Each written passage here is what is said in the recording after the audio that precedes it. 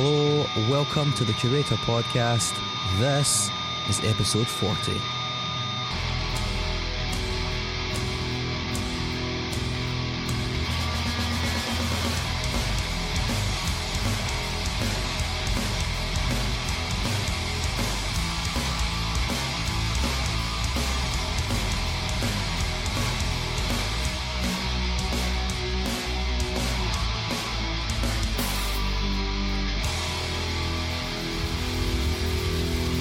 Hi, hello, welcome once again, dear listener, to the Curator Podcast. I'm your host, Mark Fraser, and this is episode number 40. You're probably sick of hearing that by now. If you're a regular listener, you're probably sick of the same intro, but you've got to have some kind of continuity, don't you? I think you do anyway. Thank you for all the support over the past couple of weeks. It's really, really appreciated. Last week's interview was a little bit late, and I do apologise for that, but I'm back on time this week, and I'll be back on time next week and the week after. And, you know, well, I'm going to try my hardest to keep it on time, but sometimes life gets in the way, man, and what can you do about it, you know? On this episode, I have a really great interview with Muncie girls. This is my technically my third interview with the whole band, and this time it was conducted in their lovely van, which is great. I actually like recording in vans. They just have they've got quite a dead sound inside. Sometimes you get the sound of traffic passing by, but you know, most of the time there's no echo or anything like that, you know, so I think you get quite a nice sound. Anyway, I spoke to Muncie girls because they were playing Glasgow with Tellison on their most recent UK tour, and yeah, just really informative, engaged people, you know, who are, well, I've seen a lot of people label them as a political band of late, but you know, they're just a great punk band, and I think some of the best punk bands have this great way of combining politics, personal and other issues, and Muncie girls do that and extraordinarily well, I think. Their new album From Caplan to Belsize just came out recently, and it is pretty good. I like the whole pop rock thing. Got a really kind of cool early 90s sort of pop rock vibe, which I really, really dig. I was speaking to somebody about this at the gig, and I mentioned it in the interview as well, but some of the chord changes, progressions, I get a wee bit of a Manicsy vibe. Some people have told me that I'm a bit mad for saying that. Maybe I am. Maybe I'm getting old and I'm just starting to lose touch. I don't know. Or maybe I just love the Manics too much. Who knows? But yeah, I definitely get some of that, and maybe you do too. If you do, please come and tell me. If you don't, also please tell me. Just say, Mark, you're a fucking idiot. Why are you saying that? That doesn't make any sense. They're not even influenced by them. What the fuck is wrong with you? Even if you want to say that to me, I'm cool with that. It's good to know that somebody's listening, I guess. Anyway, as you can probably tell from the title, I didn't really talk about this in the interview so much because I wanted to keep it for this wee bit here, you see. I wanted to keep a wee nugget of my own thought to put in before the actual interview. As you can probably tell, the title of the album comes from the Sylvia Plath book, The Bell Jar, and for me, listening to the album, the way that it begins with learning school and the way that it ends with no recording, it's kind of got almost a novelistic flow. It opens with a statement of intent, telling you to pay attention, basically. It's all about the things you don't learn in school, but it's almost like a call to arms. It's telling you to wake up and pay attention. Or even if you are paying attention, just to be aware of the fact that there are some things that we just don't learn in school. And I think politics is definitely one of them. And the way the album ends as well, it ends on another kind of political note about taking action. And it almost seems like a good summation of everything that's transpired over the past 10 tracks of the album. And it gives it a really nice flow. It's also interspersed with personal stories as well, which for me makes it a pretty affecting record, and I enjoyed it very much. Hope I'm just going to crack right into it after I play a song from the record. This song is called Gas Mark IV.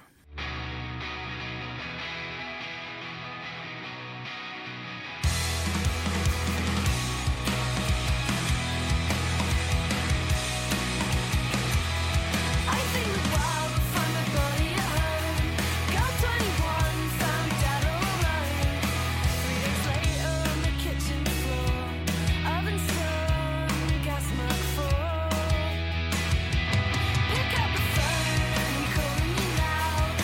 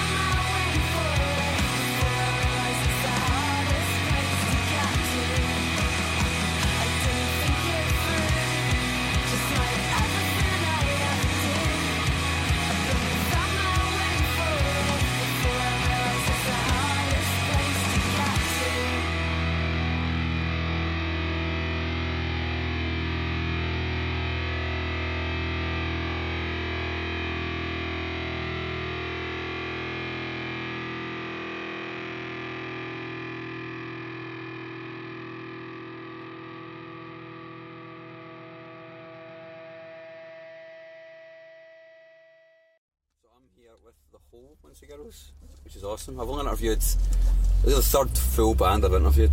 Really? Yeah, I usually just do like one or two people.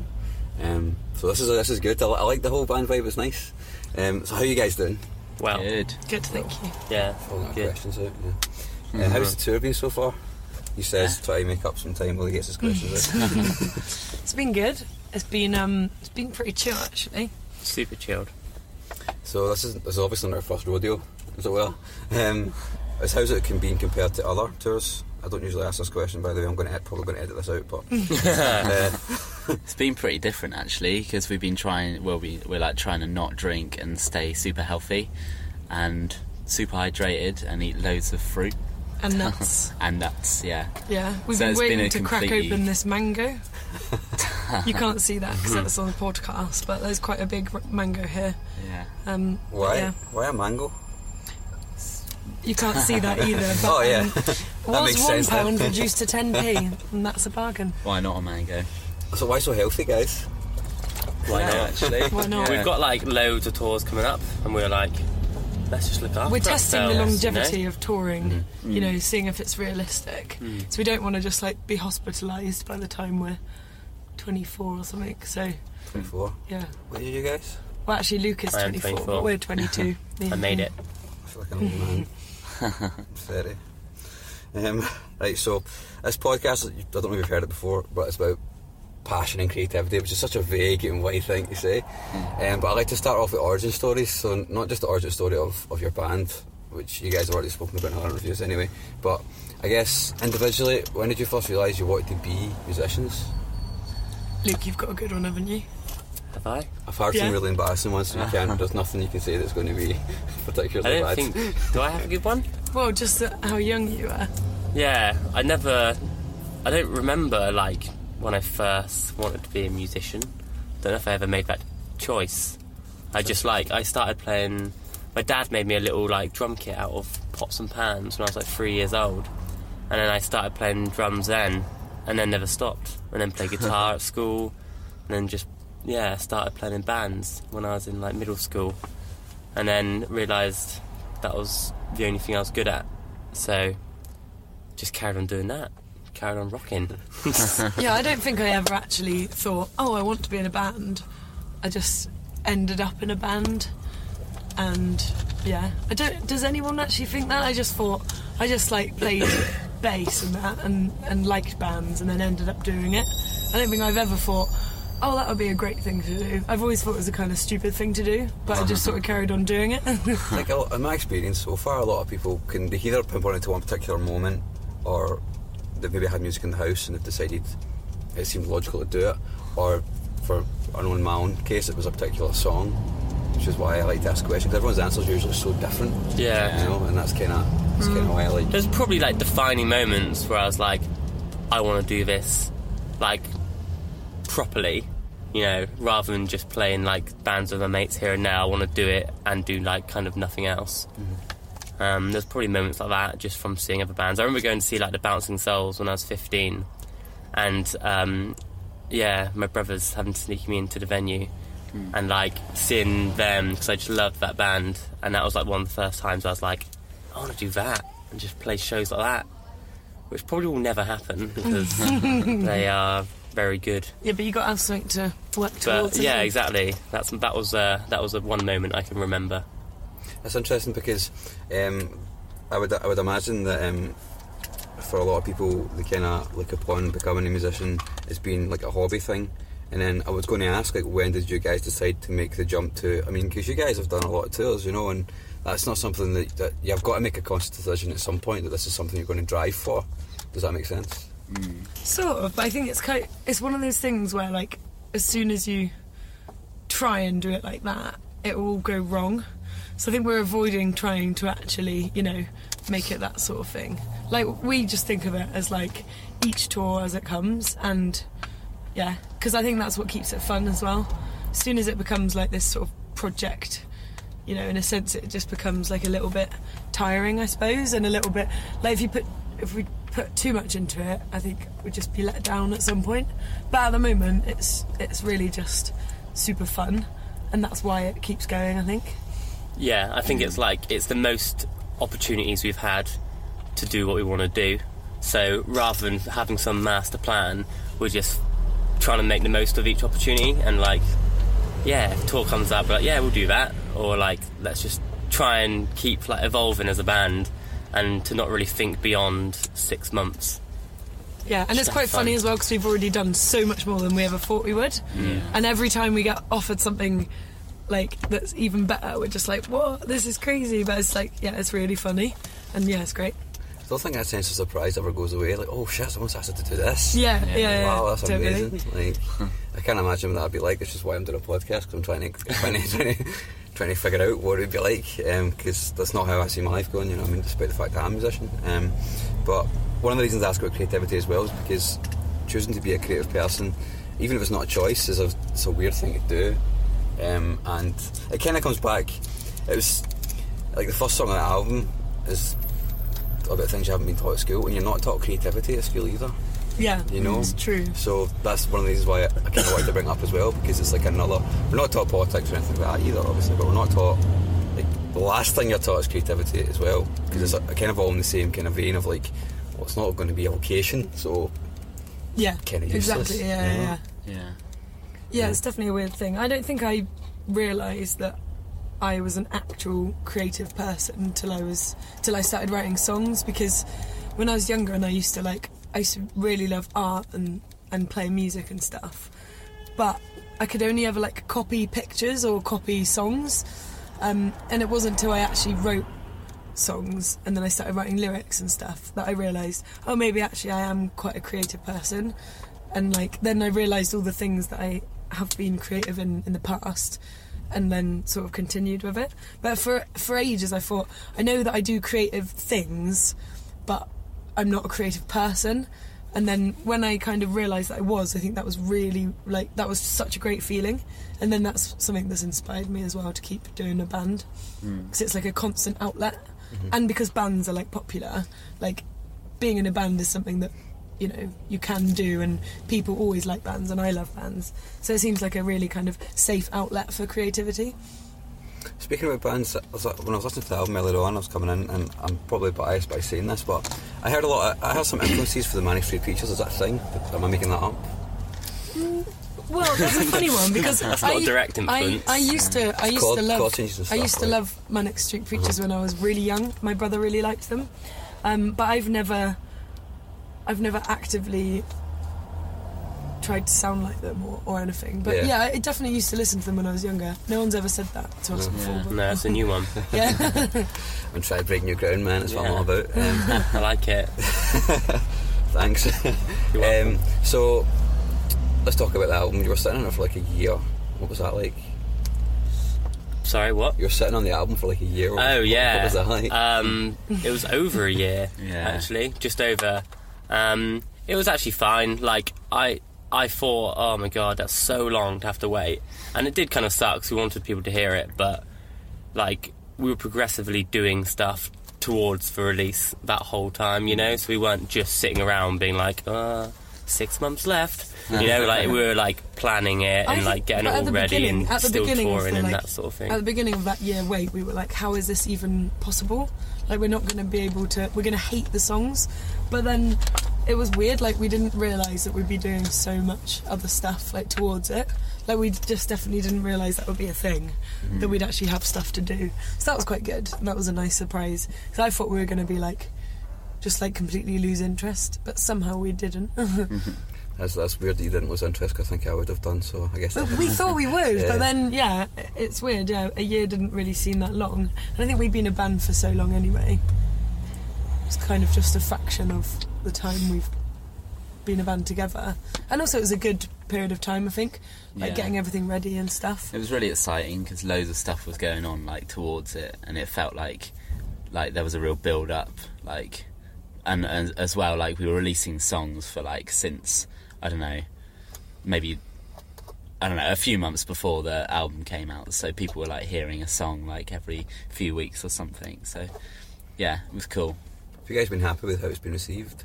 Yeah, definitely. Totally. It's been, It's wild. I literally thought no one would care. I thought our friends would care, and that's about it. And then, yeah, like, it's just really weird. Like, loads of people seem to be into it, which is just crazy, because I totally had... I had, like, limited amount of faith in it. I knew that I liked it and that we liked it, and that was about it. And so, yeah, I don't think we really had many expectations. Yeah. It's out there now, and it's pretty awesome.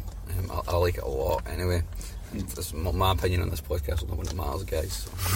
So. No, I'm kidding. So, a couple of interviews you've done before, because I do some research, because you don't want to get asked the same fucking questions all the time. It's totally boring, man. You were saying that you kind of changed some of the lyrical focus to be a bit more upfront. Yeah. Than your older stuff. What was that like? Was that did you make a conscious decision to that? Well, you must have done. But what was it like making that choice? Well, I don't know really, because I thought I've always written, like, I'm always, like, really scared of being, like, of writing cliched lyrics and also just saying the same things that everyone else says. So I never wanted to be too upfront about topics and stuff. So I've always tried to, like, not dodge around stuff, but, like, say it in a way that would be slightly kind of cryptic or something. But it turned out that no one got it and that it was too vague. So like there's a bunch of, like, heavily political lyrics in, like, a lot of our songs, and no one ever picked up on it. And then I realised that to kind of speak to more people, and also people aren't going to, like, look into lyrics because that's not something that many people are interested in. So I thought, fuck it, I'm just going to actually say it, like, as you would sort of say it in a conversation. And yeah, actually people did pick up on that. So it was really cool, but, like, I think at the time I was worried that it was cheesy and, like, really obvious, and I still am worried about that, but I think it was kind of worth it in a way.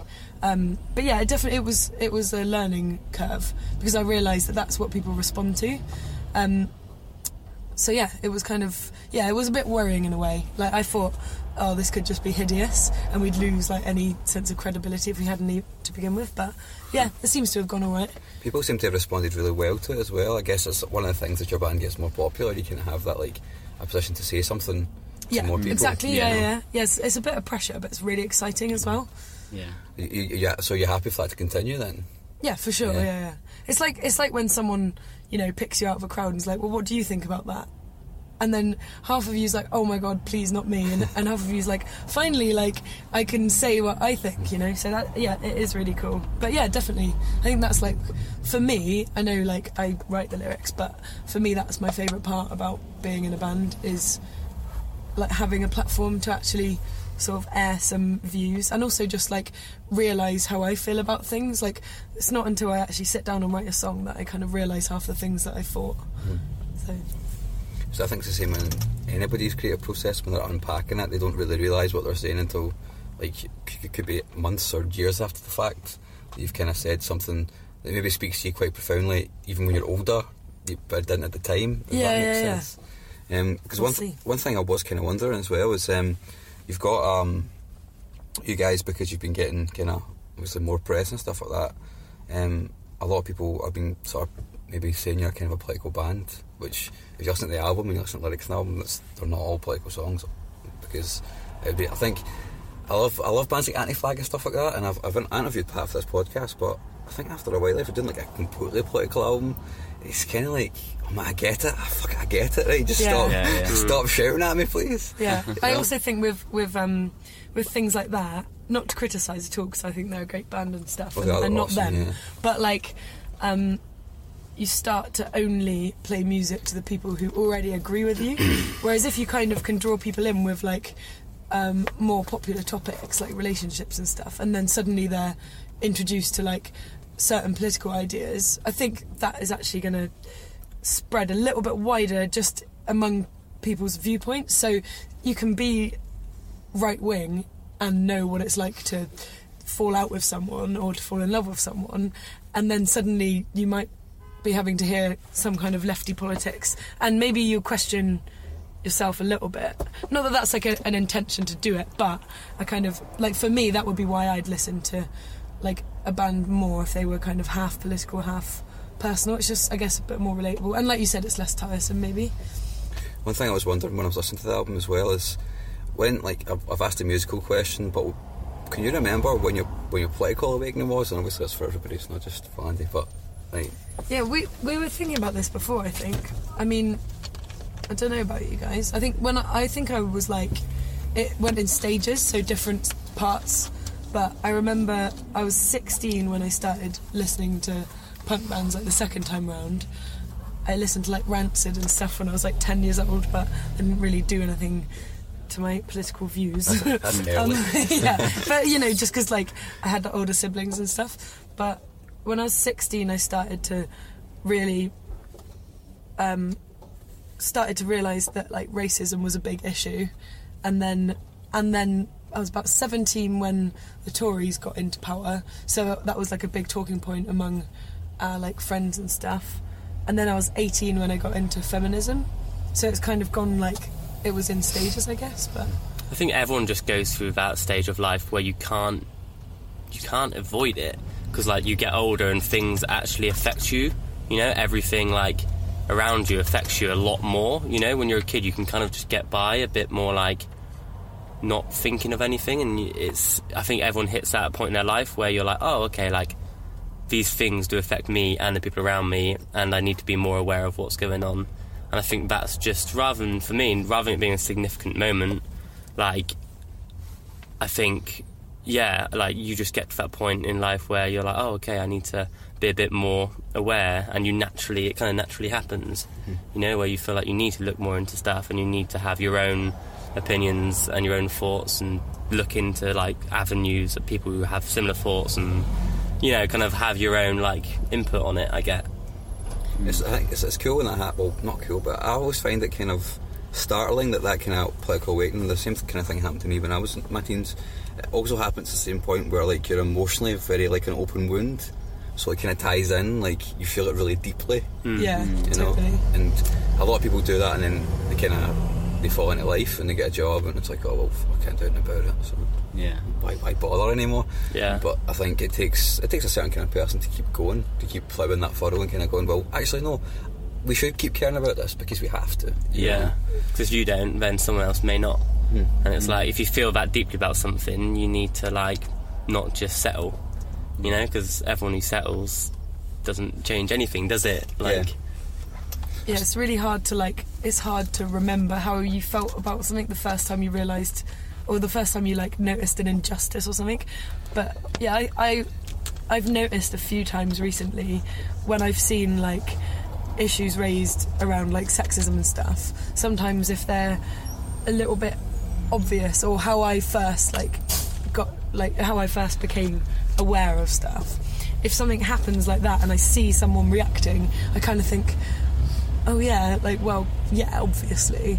And I need to like fight that, because that's how I felt like when I first got into it. And like but it is really hard to go like, well, yeah, don't we all know that that's an issue, or you know. And so it's like, I think it's like takes a conscious effort to actually remember that, you know, those things that you first felt are still there, but yeah, you just settle into like whatever else you're doing, and you just kind of forget that first feeling of it.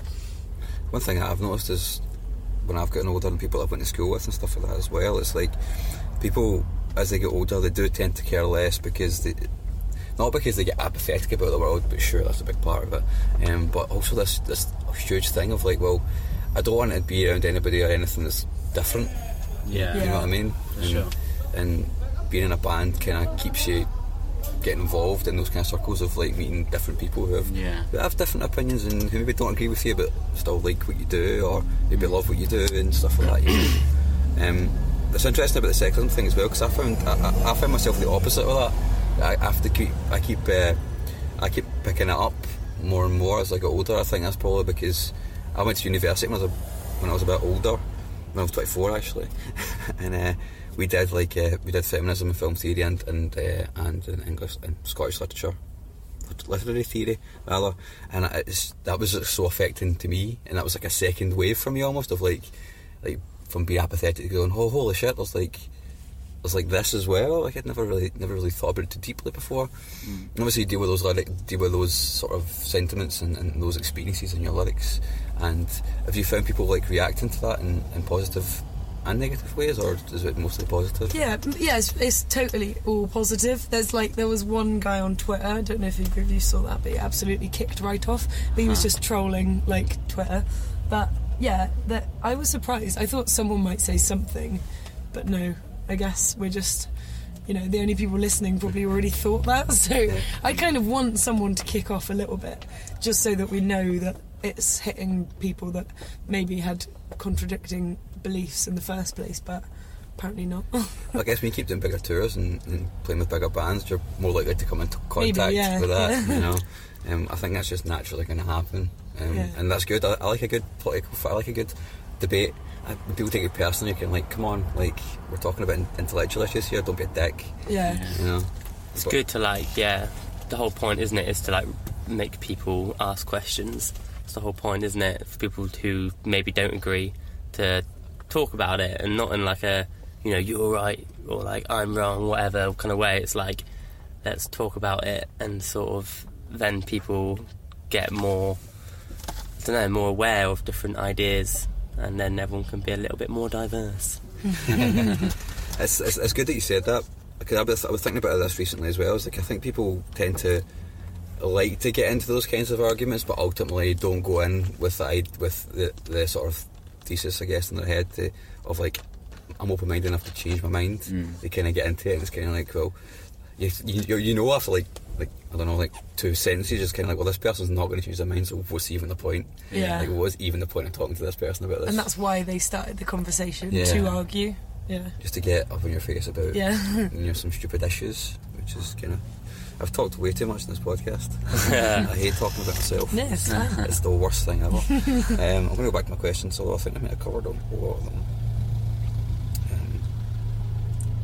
Yeah, I guess one of the things I probably should have said there is, like, ultimately, kind of what you're doing is hopefully exposing people to ideas they've never come into contact with before, which is, I guess, I don't know. Do you guys think that's true? Well, I hope so, but It's hard to know, really. I think the scene that we play in at the moment, everyone's quite aware, because, like, issues do get raised and they do get resolved, and, like, I think everyone feels a certain sense of responsibility to sort of educate other people, and also, like, speak out if there's some kind of, you know, if there's something wrong is said or something.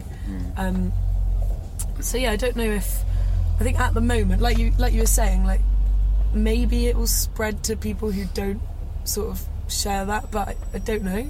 There's no way of telling, really, is there? I mean, obviously the scene, the punk scene that we're all in, I guess, is it does obviously promote inclusivity, but I go to a lot of punk shows and I still see a lot of guys there. Do you think it's obviously still an issue? Oh yeah, totally. Yeah. I haven't. There hasn't been another girl so far on this tour playing. I don't know if that will. Hopefully there'll be a girl in the band the next few days, but yeah, I think that's definitely an issue. And also, like, it's one of those things where I imagine that like almost every guy in the audience will know that's an issue, but they don't know what to do about it, because it is, like, hard. Like, what can you do? But I guess just invite, you know, friends that are girls and try and make an effort to do that. But yeah, that's totally an issue. But that's kind of like it's quite a passive issue, isn't it? Because no one's, like, confronting you. It's just sort of like a visible thing, really. But there are lots of girls in the audience as well, and lots of girls say that they like the show, so it's hard to feel negative about it. That's true, yeah. I think that I've come to the conclusion as I've gotten older as well, that it's probably up to the responsibility of guys to actually say something as well about it, you know, more openly. Definitely. You know, I think a lot of guys don't, because it's just like, well, it's always been guys here, so, like, you know, we can't change it now. It's like, well, no, you kind of can. Yeah, well, it's the same as just like, well, it doesn't affect me, so, you know, why bother? Which I understand, but it's not a very responsible attitude. A lot of guys don't even think about it, like, it doesn't even cross their mind because it's normal to them. But I guess that's what it's about, is making them realise, like, oh yeah, it is all just guys here. Yeah, it's kind of worrying to see that kind of just totally goes right over their head. Yeah. Still a lot of things to fight against, I guess. Which is great. Bring the fight. I'm going to wrap it up now, I think. Do you guys get anything else you want to say, or anything you want to ask me before we finish? I don't know. You don't know? Has anyone else got anything to ask? Any questions? or say, or statements to make? Or What's your favourite cartoon? good question. I've been watching Harvey Birdman, Attorney at Law recently. Have you been watching Harvey that? Birdman, Attorney What's at that? Law. It's you know Hanna-Barbera, old Hanna-Barbera cartoons like Yogi Bear and all that, and Birdman and Johnny Quest and all that kind of thing. Well, in the early 2000s, some guys decided to make a TV show based on there's a Hanna-Barbera cartoon called Birdman and Friends. So this guy was like basically half bird, half man.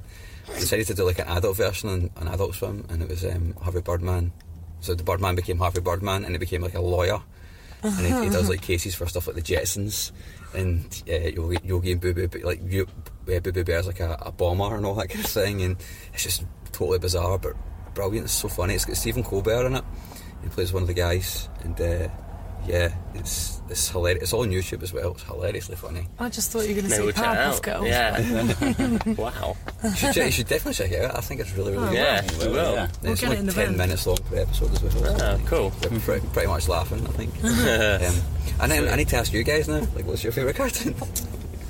Never No, thought to because ask it'll this sound question really before. lame now because you've What given a about, really good answer. I don't. Well, you might hate it, so it might be a really shit answer to some people. I like Arthur. I was going to say Arthur. Such a good theme tune. It's Yeah. pretty Yeah. sick.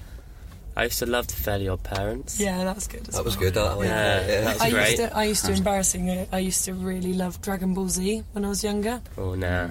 I had a little No. phase on that, I but wasn't into that. I had a big phase. Loved it. super embarrassingly, I used to love Woody Woodpecker. That's not embarrassing. I used to love that. Really, I don't know what that is. Woody It's Woodpecker. really annoying. It was just on like CBBS or whatever. Yeah. Yeah. I really liked Hey Arnold. I loved that when I was growing Yeah. up. That was that good. was That good. was good. That was great.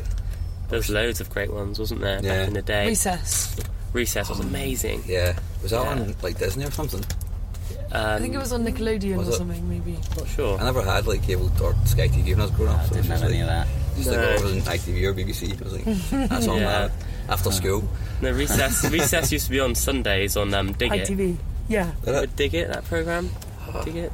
No, it used to be on that. Generational barriers. I do remember SMTV though. Like, Yes, MTV Live as well. man, I don't know. What happened to Cat Dealey? Where did she go? Isn't she like well famous? Cat. Yeah, she did. She has, disappeared a little bit. She's got kids and stuff. Yeah, but Like she's always on Instagram with her kids. Taking a back seat. she's not going to America. I think. Don't know. Really? I think so. I might have just made that up. All I've seen is people liking her photos on Instagram, and it's just playing with her kids on Instagram.